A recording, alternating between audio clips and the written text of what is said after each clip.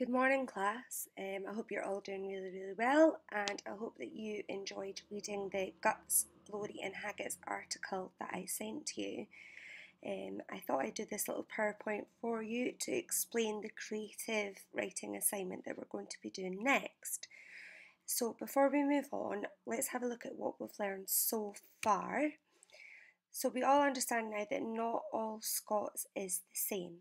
Sometimes it's formal, like Burns' poetry, and sometimes it's in non-formal Scots, like the poem that we looked at, the 6 o'clock news. Okay, it was very much in a kind of local dialect to Glasgow.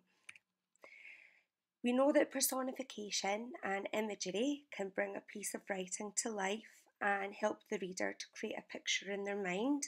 And we looked at that with the Seagulls Poetry Unit. And we also know that poetry uses rhyming and rhythm patterns. And we have already had a little look at how to identify the rhyming pattern. If you are struggling with that, you can have a little look back at that video, and that will hopefully help you with that. We also know that each syllable in a poem is a beat, and that's what gives the poem a rhythm. And that each rhyming word is given a letter, and that's what gives the poem a rhyming pattern. So these are all the things that we have learned so far. So we should be feeling pretty comfortable moving forward. Okay. Just little examples of different rhyming patterns there. So what we're going to be looking at now is the Burns stanza. Now everybody should know who Robert Burns is. He's a very famous Scottish poet. And we're going to be looking at how he created his stanzas because he had a very specific and very easily identifiable pattern to his stanzas. Okay. Before we do that, you should understand how haggis is made. And we did this in a previous assignment. And we should also be familiar with some new Scots words. And you should have identified features of writing in an article. So what we'll do is we'll start looking at how to describe what is haggis, what is it made of, how is it made, where does it come from, and a couple of sentences giving information about haggis that you could give to a tourist. Okay, all this should be covered in previous assignments that I've given to you guys. So if you've completed those, then you should be on top of your game with this one.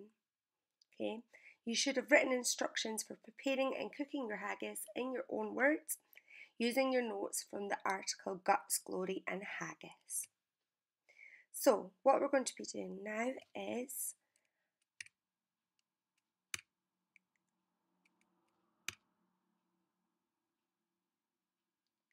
you're going to prepare for the creative writing assignment. So you should read through the article and make sure that you've underlined as much of the following as you can, okay? You want to look for descriptive phrases and adjectives, okay? So describing words. And you want to look at verbs and actions that are key to the haggis making process. Nouns, facts and items that are key to the haggis making progress. So what objects do you need? What information do you need to know? And writing features such as similes, alliteration, imagery and personification. And again, that last one would have been covered in the previous assignment. Feel free to pause this video and come back to it or rewind it at any point if you feel that you need more time to cover all of these preparation activities. Okay, so the Burns rhythm. Burns' stanza is 6 lines long, okay?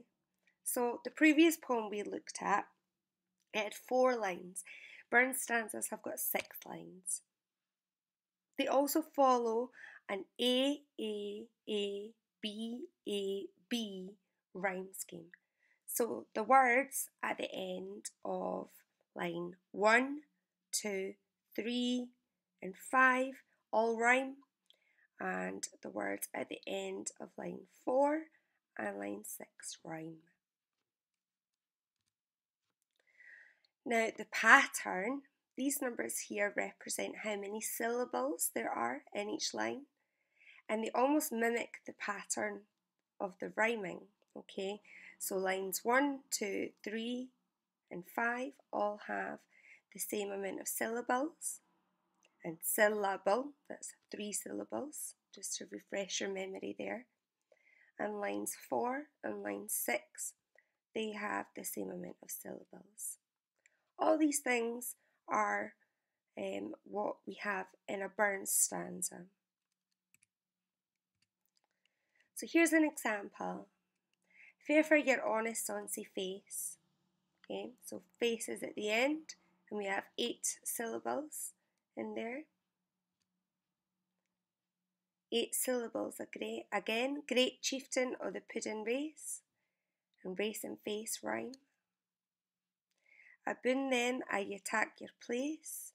Again, 8 syllables, place rhymes. But then line 4 is different. We only have 4 syllables, and we have a new rhyme, okay, Thern, which doesn't rhyme with any of these ones. Weel are you worthy o' a grace, 8 syllables, and grace, that rhymes with these 3 here, face, race and place. As lang's my arm, 4 syllables, and it rhymes with line 4, so it gets given the same letter. Okay, so your creative writing task.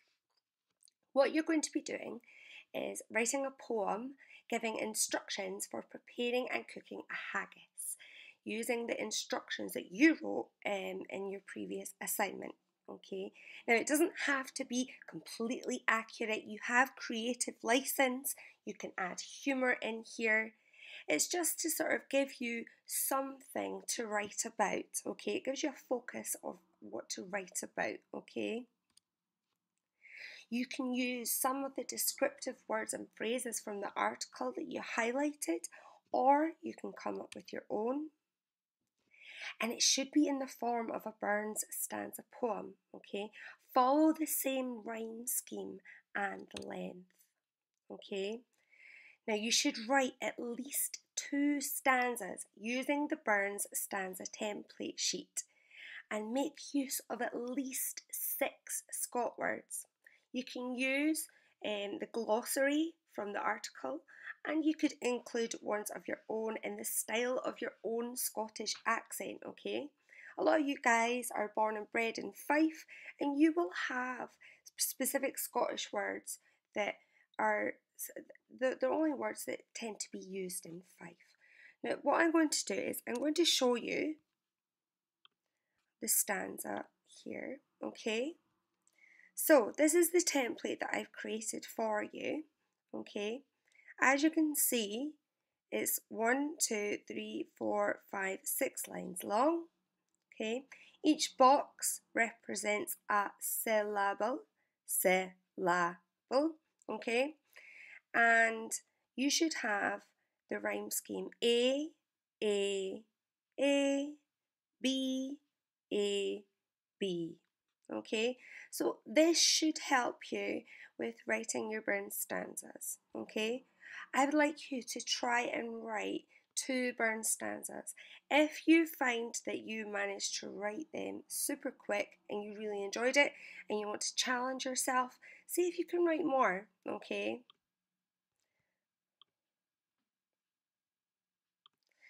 Okay, so these are your learning intentions and your success criteria, okay?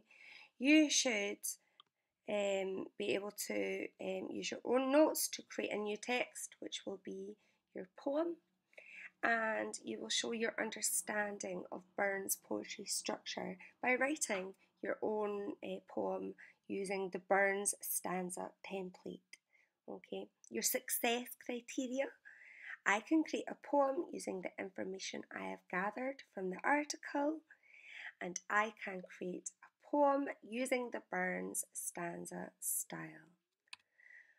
Obviously, you want to be using as much um, sort of exciting writing as you can. Okay, you want to use a lot of techniques that poets do tend to use. Okay. So this is your creative writing task, guys. I'm going to give you until next Monday to complete this, okay? So take your time. If you're stuck, if you have any questions, if you're not too sure what you're doing, just send me a little email. I'm more than happy to help. And I look forward to seeing all the wonderful poems that you come up with. Okay, thank you very much, guys. Good luck, and I hope to hear from you very, very soon.